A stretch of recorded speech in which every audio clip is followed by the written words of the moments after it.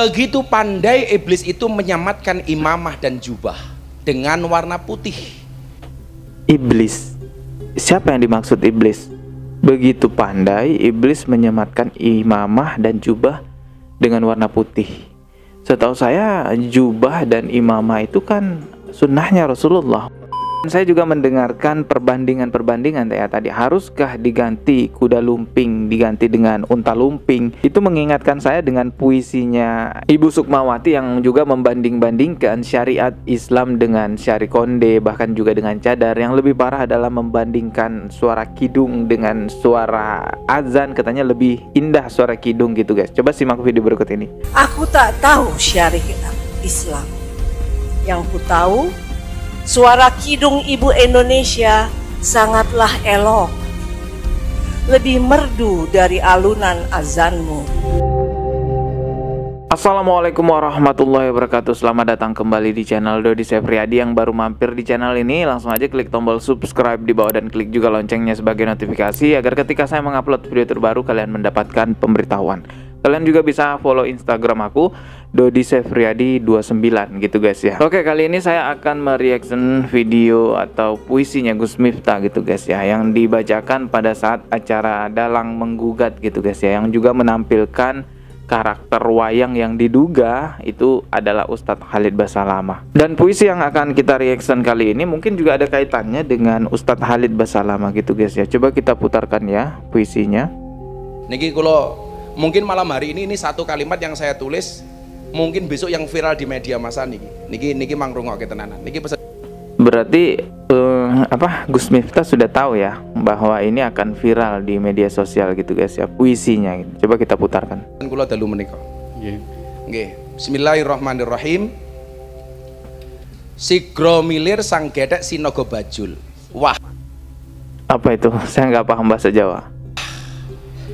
Begitu pandai iblis itu menyamatkan imamah dan jubah dengan warna putih.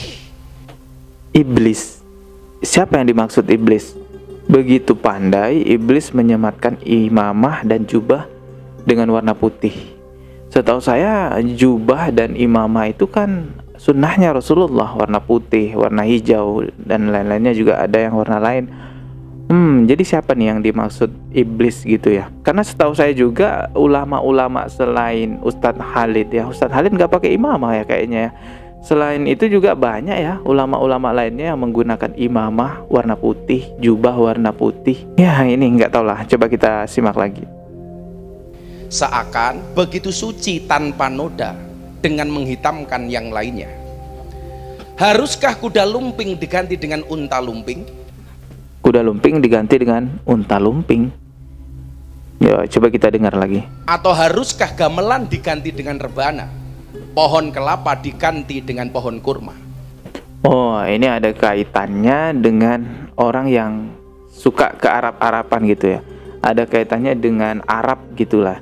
Saya pernah mendengarkan nasihat dari Kiai Haji Idrus Ramli. Beliau menjelaskan kalau seseorang membenci ataupun menghina bangsa Arab secara mutlak itu masuk ke ranah murtad sudah. Ada penjelasan seperti itu dari Kiai Haji Idrus Ramli, silahkan disimak aja ya. Yang ingin saya bicarakan pertama, bagaimana hukumnya memaki-maki orang Arab.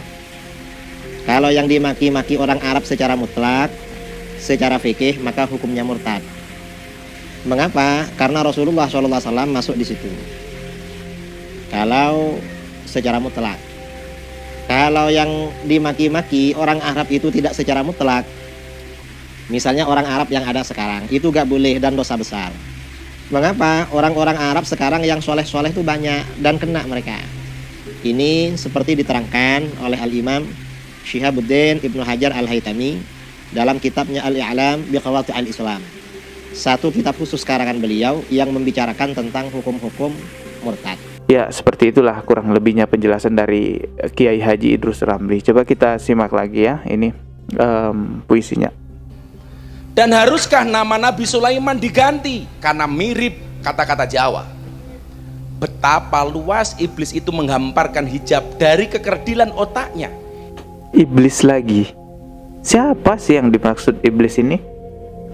Masa sih ya Ustadz Khalid Basalamah yang dimaksud iblis? Astagfirullah. Coba putar lagi ya. Hingga menutupi sinar matahari junjungan kita. Sebagai nabi alam, sebagai nabi alam semesta, bukan nabi orang Arab saja. Haruskah wayang diganti dengan film-film tentang cerita agama produk asing yang membiayai setiap jengkal pergerakan dan pemberontakan atas nama agama? Wow. Wow, ini wah berlebihan sekali ini ya.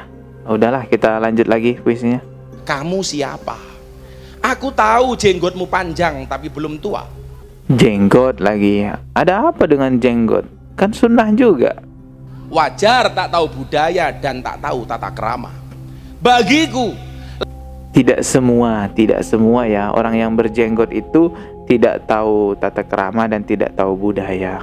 Ini gimana sih? Coba kita putar lagi aja. wajar tak tahu budaya dan tak tahu tata krama. Bagiku, lebih nyaman dengan belangkon atau ikat dari taplak meja sebagai penutup kepala, wujud kerendahan hati dan ketawaduan belaka. Karena jubah, Gimana? Bagiku, kita ulang lagi ya. lebih nyaman dengan Nah, gimana tadi? budaya dan tak tahu tata krama. Bagiku, lebih nyaman dengan belangkon atau ikat dari taplak meja sebagai penutup kepala, wujud kerendahan hati dan ketawaduan belaka. Ya kalau mau menggunakan taplak meja ya monggo, ya silahkan saja, nggak ada yang ngelarang juga. Ya udahlah. Karena jubah, imamah, dan jenggot panjang adalah penampilan bendoro atau raja. Sedang aku hanyalah hamba jelata, tak pantas dengan pakaian bendoro dan raja. Tidak juga ya, imamah itu tidak juga menjadi pakaian raja, karena banyak ulama-ulama kita yang bukan raja juga menggunakan imamah. Ulama di zaman sekarang juga banyak yang bukan raja tapi menggunakan imamah gitu. Agim kan juga pakai imamah. Coba kita putar lagi ya. Karena pintu surga gini hanya tersisa dan terbuka bagi yang rendah dan tawaduk hatinya. Sigro milir sang gedek sinogo bajul. Oke, itu tadi puisinya Gus Miftah ya. Puisi ini sangat berlebihan ya jika dibacakan, apalagi seorang dai seperti Gus Miftah yang sangat dikenal seorang pendakwah di negara kita. Dan kata-kata iblis itu cukup mengagetkan ya, dan bertanya-tanya kita, siapa yang dimaksud iblis itu yang keburukannya ditutupi dengan imamah dan jubah? Apakah yang dimaksud iblis itu adalah dukun-dukun yang berkedok ustadz, yang mana sering kita lihat di kontennya itu menggunakan imamah membuat konten-konten kemusyrikan ya? Atau ini yang dimaksud iblis adalah Ustadz Khalid Basalamah? Astagfirullah, semoga secepatnya diklarifikasi oleh Gus Miftah ya, biar nggak menjadi kesalahpahaman di masyarakat. Dan saya juga mendengarkan perbandingan ya tadi, haruskah diganti kuda lumping diganti dengan unta lumping, pohon kelapa diganti dengan pohon kurma, gamelan diganti dengan rabana? Itu mengingatkan saya dengan puisinya Ibu Sukmawati yang juga membanding-bandingkan syariat Islam dengan syari konde, bahkan juga dengan cadar. Yang lebih parah adalah membandingkan suara kidung dengan suara azan, katanya lebih indah suara kidung gitu guys. Coba simak video berikut ini. Aku tak tahu syariat Islam. Yang ku tahu, sari konde ibu Indonesia sangatlah indah. Lebih cantik dari cadar dirimu. Aku tak tahu syariat Islam. Yang ku tahu, suara kidung ibu Indonesia sangatlah elok. Lebih merdu dari alunan azanmu. Kabarnya Ibu Sukmawati ini udah murtad guys ya. Ya wajar aja ya, karena nggak tahu syariat Islam. Orang yang tahu syariat Islam insya Allah tidak akan murtad. Tapi ya itu hak dia juga, kalau mau murtad ya silahkan. Tapi teman-teman, ada hal penting yang ingin saya sampaikan kepada teman-teman semua. Ini di luar dari puisinya Gus Miftah, di luar juga dari puisinya Ibu Sukmawati tadi ya. Kita harus hati-hati dengan orang-orang yang selalu menyuarakan benci terhadap Arab, tapi sebenarnya yang dia benci adalah Islam. Jadi kedoknya membenci Arab, namun sebenarnya yang dibenci adalah Islam. Ini sering dikenal dengan sebutan Islamofobia. Kalau di Google itu Islamofobia, ini ada keterangannya, adalah ketidaksukaan atau ketakutan yang tidak masuk akal dan prasangka terhadap Muslim atau Islam. Apa salahnya dengan Arab? Al-Quran berbahasa Arab, Rasulullah lahir di tanah Arab. Kita ini sholat 5 waktu pakai bahasa Arab, nggak mungkin juga kita sholat pakai bahasa daerah kita masing-masing kan. Jadi orang-orang yang membenci Arab itu bisa saja kedoknya dia untuk membenci Islam gitu. Nauzubillahi min zalik. Semoga kita bisa terhindar dari itu semua. Mohon maaf jika ada kata yang salah dari saya. Saya rasa udah cukup sekian video kali ini. Klik tombol subscribe biar nggak ketinggalan video berikutnya. Wassalamualaikum warahmatullahi wabarakatuh.